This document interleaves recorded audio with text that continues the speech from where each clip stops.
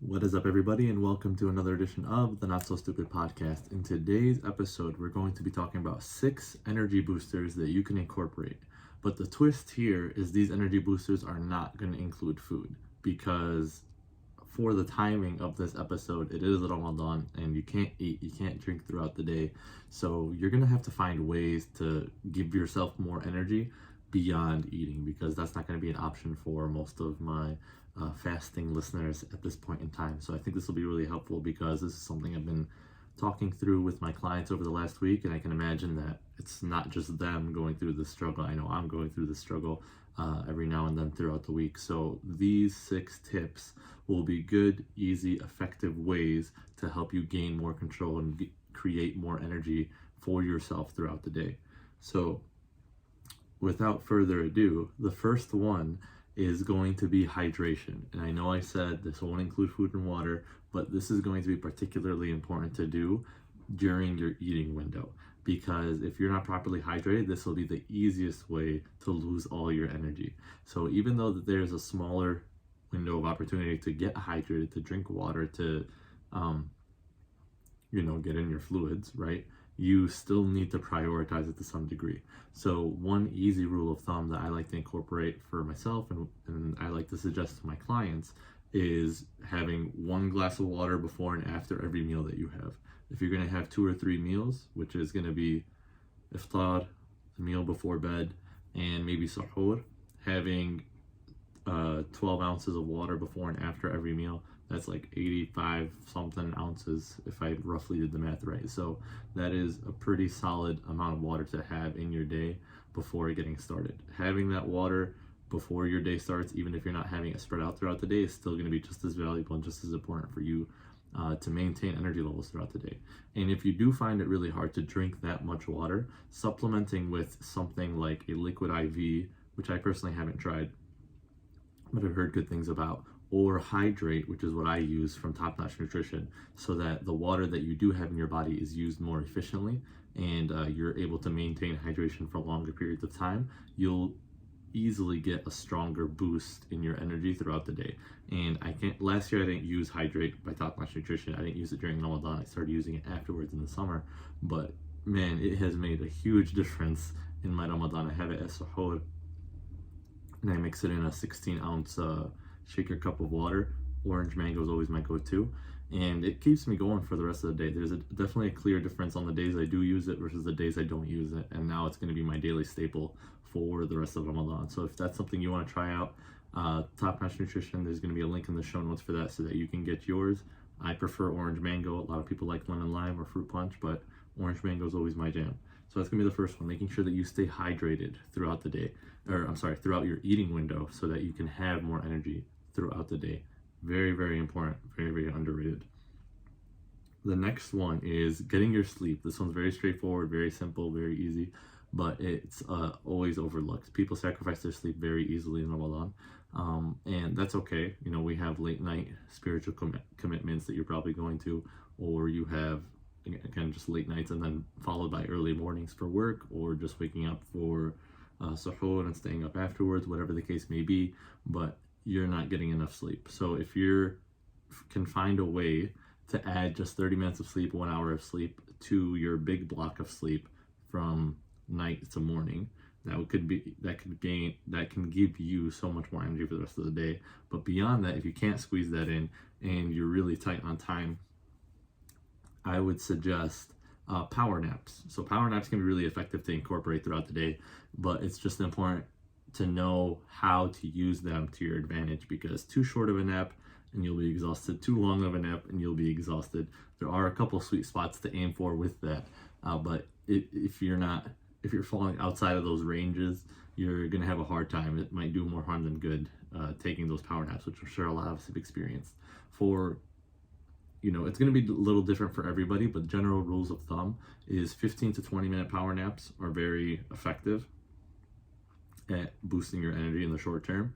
Longer version naps like 60 to 70 minutes, an hour and 10 minutes, also very effective. And then 2 hours, I think it's like 205 to 220 minutes is also very effective. So anything in those 3 time frames that you want to incorporate throughout the day, that can be really helpful for you, especially if you need a really quick boost for some work activity, for some housework activity, whatever it is that you want to do that you need energy for.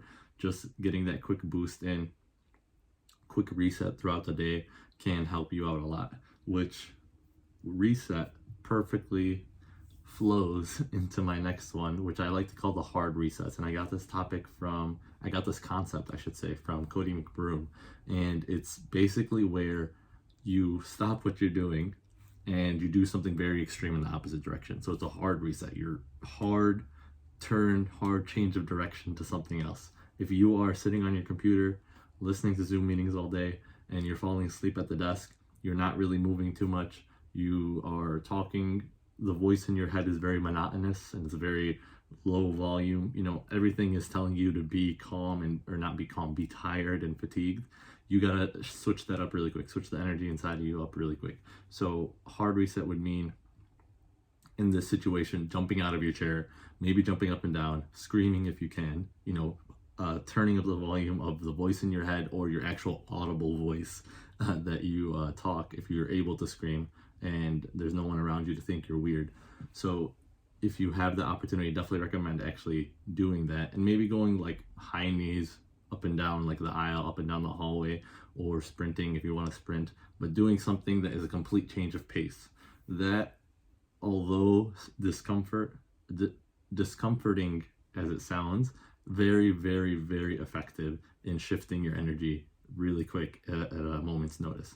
So hard resets, definitely recommend, definitely enjoy. Another way that you can do this is by changing your body temperature, or experiencing a different type of body temperature. If you're sitting in a warm room all day, if you're sitting in the sunlight, things, for most of America, it's getting warmer right now. Taking a cold shower, putting ice on your face for a little bit, by a little bit, I mean a minute, 2 minutes, 3 minutes, or on your neck, super effective as well in waking you up. Again, it's just that change in temperature to get blood flowing, and to shift energy direction from the comfort that you're in to something a little uncomfortable, but to wake you up a little bit. This has been shown to be super effective. So cold showers have been a good thing for me in this time period as I go throughout the day. I usually break up my day with a cold shower in the middle, and that keeps me going for another few hours until it's time to eat later on. But those are just examples of what a hard reset could look like for you. Hard resets, definitely effective in and out of Ramadan. To be honest, if you're someone like me that writes content and does things like that, if you're hitting a writing block wall, or if you're just like stuck on a problem that you're working on, doing a hard reset from the environment that you're in for working on that problem to going to a different environment, different mental energy, can be extremely effective. So hard reset is the next one. The one following that now is walking, just being generally active. It seems counterintuitive that you want to conserve your energy to have more energy, but really actually using your energy gives you more energy. You get a lot more vitality from walking, getting blood flowing to all the limbs in your body. It's not a high impact exercise. It's not something that's very energy demanding, but it is something that can give you a lot of energy in return for the time you put into it. A 5-minute walk can energize you for the next hour pretty easily, compared to just sitting there for 5 minutes doing nothing, trying to conserve your energy, quote unquote. So actually using your body and moving around can give you more energy, as counterintuitive as it sounds. And these next two are kind of related.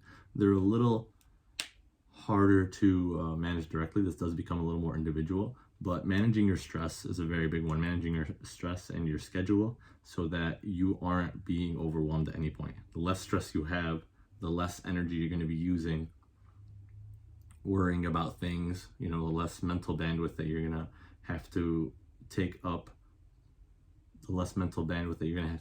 to accomplish any certain task, the more bandwidth you'll have for yourself to take on for the rest of the day.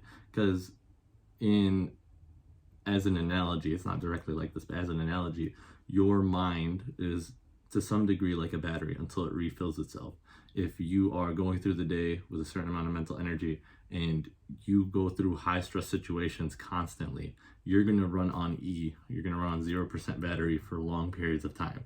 And that's going to be really hard because, you're going to need to find a way to run on E effectively for your job, for your family, for yourself, for the rest of the day, even through these stresses. So managing and choosing your stresses deliberately so that you can show up as your best self is really effective, which falls into the next one, which is managing decision fatigue.